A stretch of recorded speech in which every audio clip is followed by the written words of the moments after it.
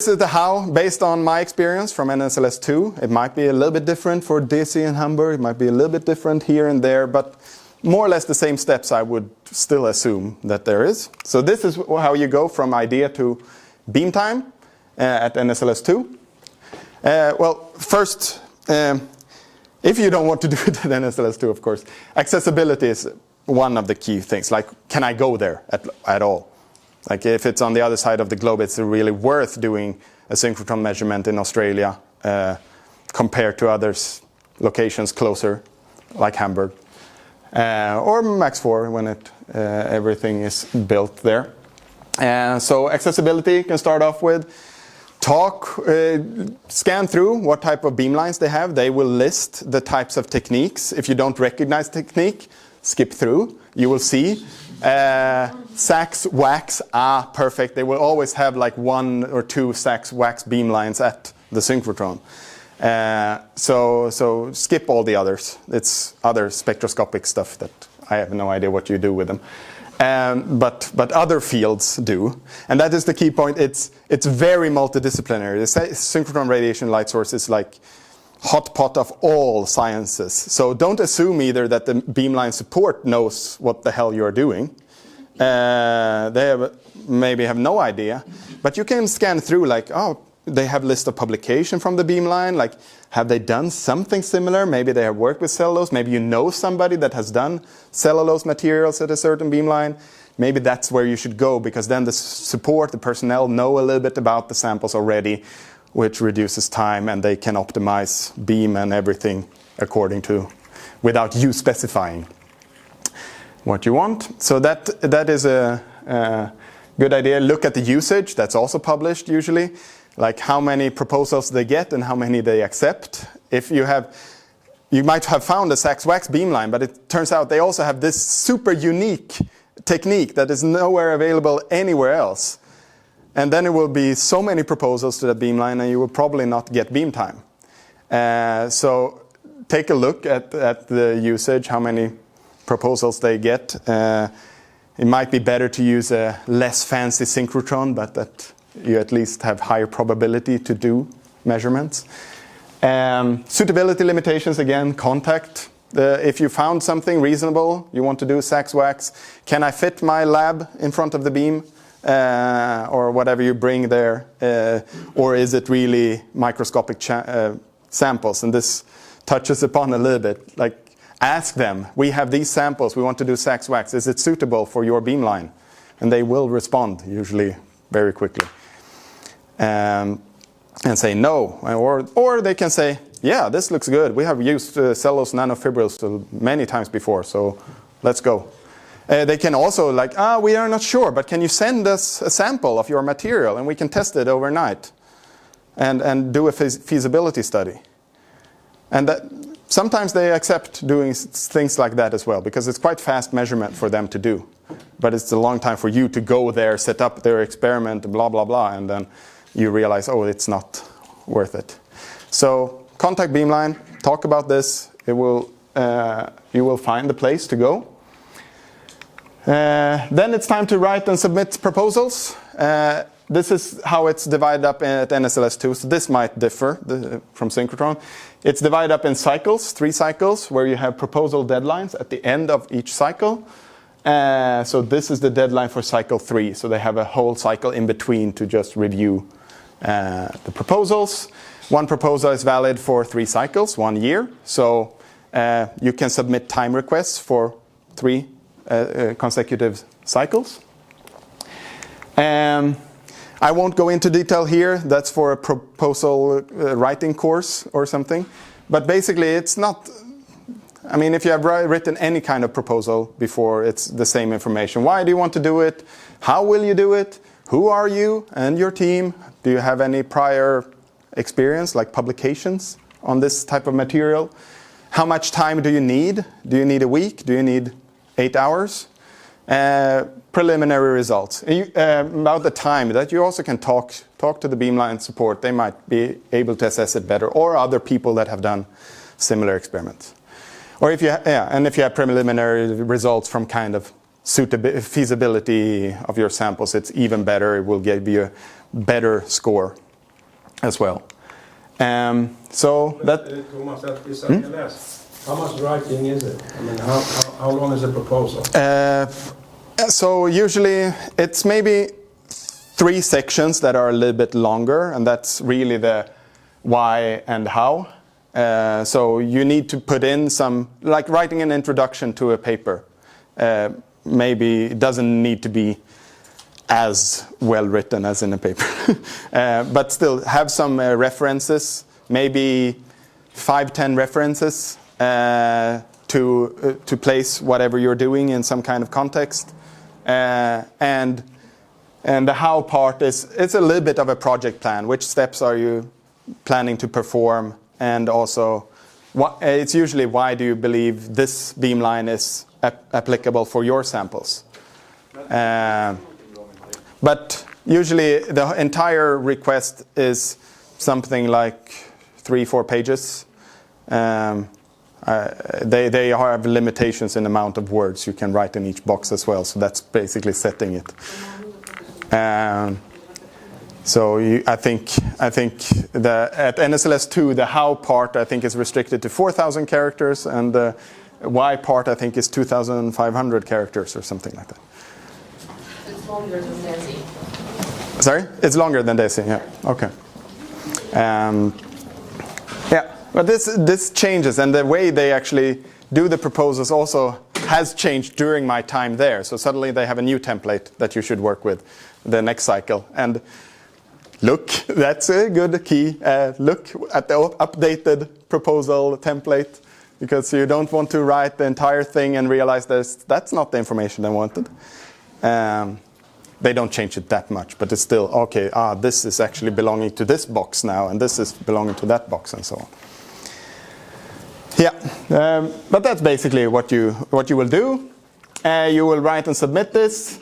You will get a review score. 1 is the highest. And they will just more or less just sort them out at the beamline. Okay, we have cycle 1 requests. These are the scores.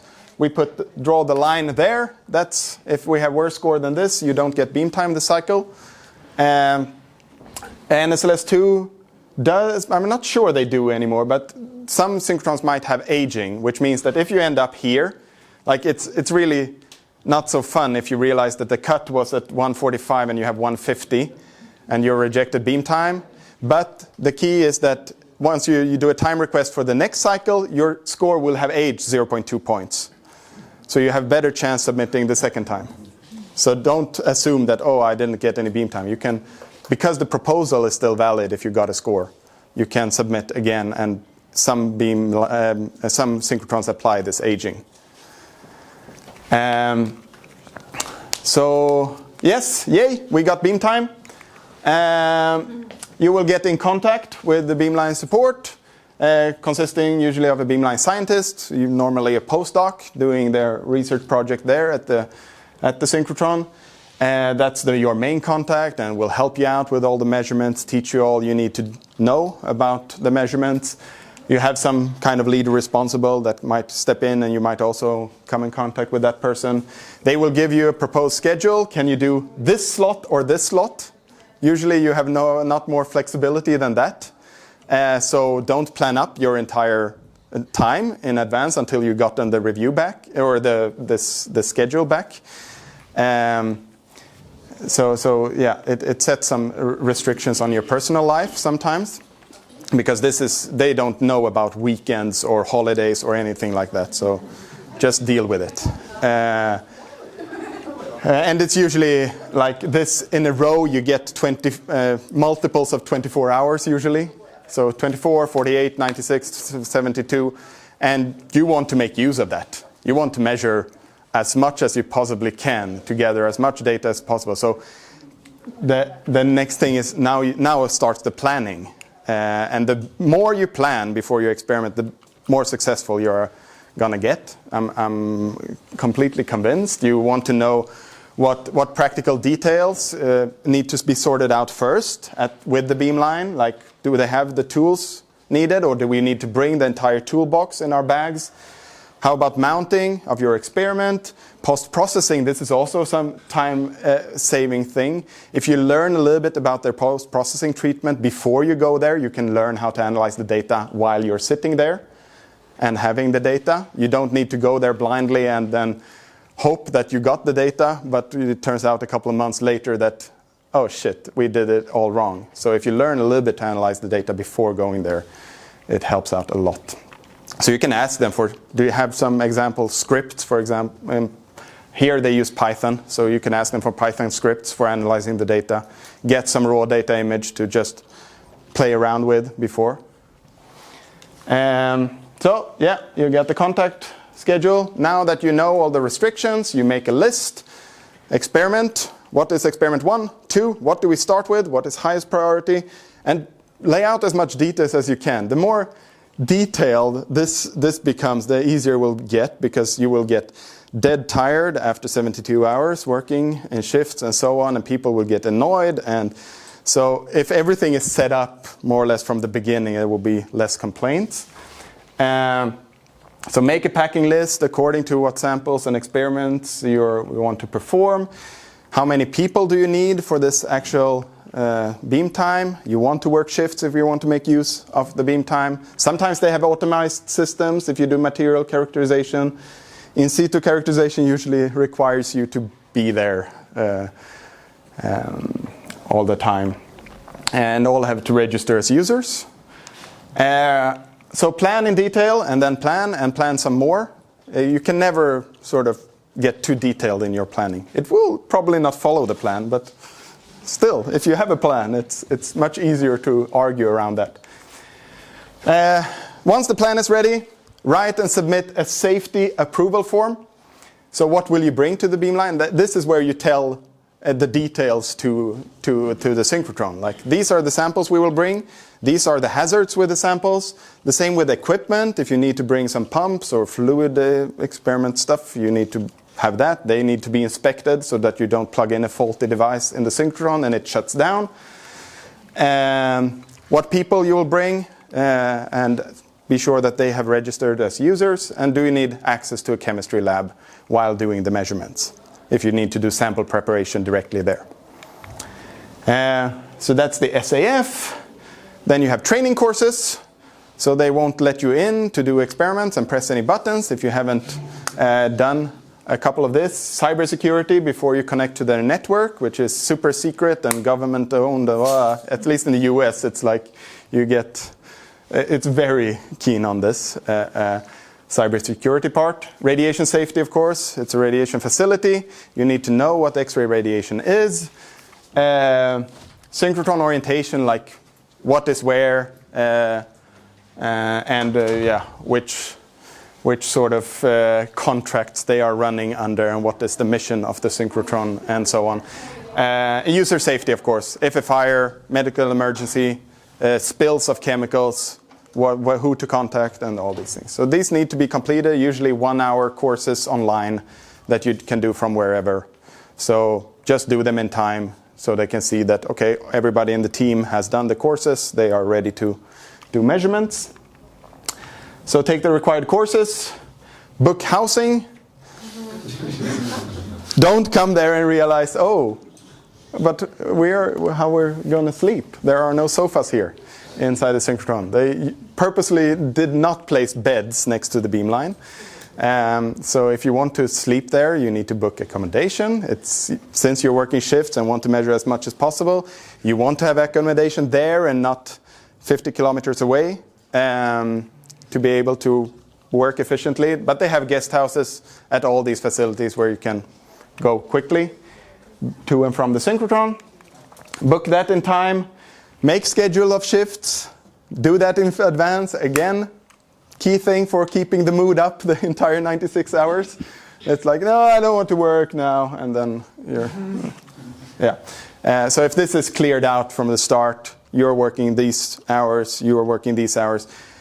And remember food and sleep inside the planning as well. It's easily forgotten in research. In general, it's like, oh yeah, we should eat and sleep.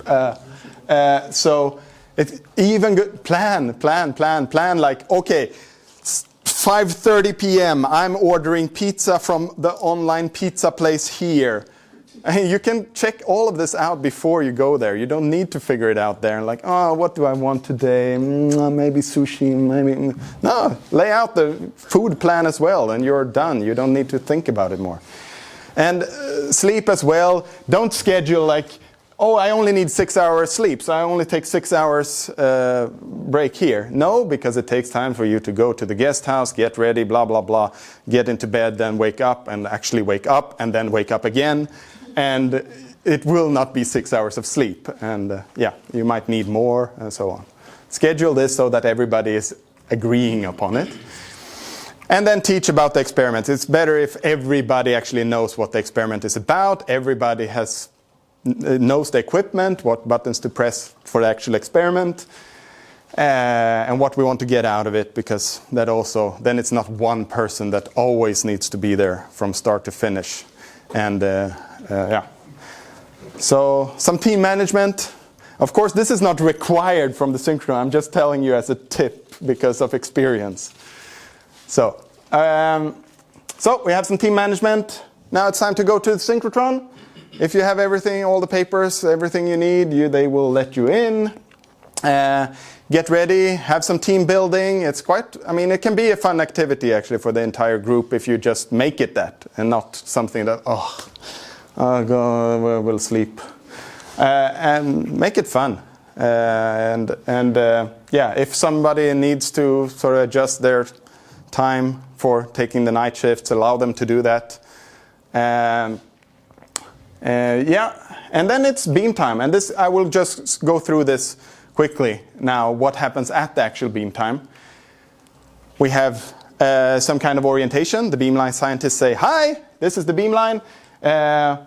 Don't press any buttons until we have gotten the course done, because he will give a beamline specific training, like what buttons to press and when. But once that is done, it's just start measuring. You just do it, more or less. Press enter, switch sample, press enter. If you're 2 people, you can. It's more fun as well, and you can also help each other, because when it becomes a little bit, you become a little bit tired. It sort of reduces mistakes immensely if both know what's supposed to do and they can correct each other. Like, oh, but you didn't put that thing there. And if you're going to run for 96 hours, how many people do you need to run this operation sort of efficiently? Is it enough? More than 3. 3 is sort of the limit, I would say, to make useful shifts when you do these longer stuff. It's helping with more. And this comes into another completely other debate, because then you also need to figure out what publications might come out of it, who should be on the author list, and blah, blah, blah, blah. Because if you bring a team of 20 people, have everybody contributed to the research. This is the big thing that's always discussed in this field. Right. So I would say more than 3 people. Then you can, if you're 3 people, you can overlap, have like 8 hours sleep, 16 hours work. But it's still tough. So if you're 4, it's like, maybe you can do 12, 12, and just work in pairs, for example. So yeah, you will get tired at some point, and will be very repetitive. And it's also good to switch up a little bit, and be, if you're 2 at the beamline all the time, the other person can also analyze the data. If you're already aware of how to analyze the data, doing it while measuring is also such a time saver in terms of the entire project. Because, again, coming into the previous issue, that you come home and then you wait 3 months by analyzing data, and then you look at data, oh God, we did everything wrong. And what about my thesis now? But yeah, working shifts, next shift coming in, all right. More coffee, more measurement, and this typically happens. They are not 100% working all the time. So yes, beam can be down and you feel, oh damn it, our entire schedule is broken. And well, you need to be a little bit flexible as well with the scheduling and everything. And yeah, it might be that the beam goes down. Usually it goes back up fairly quickly. But sometimes it can be a while. It might be some problem with some on the storage ring side, and they lose the entire beam. It might be a day of work and maintenance, and you have lost quite valuable beam time. And yeah, that's unfortunate. It's usually they try to compensate you in some way anyway. Maybe you will get it next cycle. They try to schedule because you lost it last. But these are things happening. These are, I mean, it's amazing that these works. If you think about just how big they are and what precision they need to work all the time to have like 100% availability of the beam. And they need to upgrade and update things all the time, which causes, of course, new uncertainties if it will be stable or not. All right, but before you know it, your beam time is over. Yeah, beamline scientists come back, evacuate everything before the next users come. Because the next users will want to measure from 8 o'clock sharp as well. So don't keep all your stuff there. Don't measure until the last minute of your beam time unless you have talked to the beamline scientist. It's always good to keep a good relation with the beamline scientist. Just know that. Don't yell at them if they don't answer the phone in the middle of the night. I mean, I admire the work they do for sure, because it's tough to be on call for these beam times and having users being desperate, like, it's 2 o'clock in the morning, I'm sorry, it's Christmas Eve, but can you come down because we have an issue? I mean, they also have lives. But yeah, evacuate the beamline, copy all the data that you need. Then it's really about analyzing your data. You come home with terabytes and terabytes of data, and you need to make sense of it by comparing with other samples. You can always contact beamline scientists if you have a good relationship. They will answer your questions quickly. And they will be, I mean, let them be a part of the entire process. It would be a lot easier. And then present results. And this is important part also. Once you have done beam time, getting results, publish them, conferences, papers, and acknowledge the facility where you have done the experiments, acknowledge the team that has been involved, including beamline support. And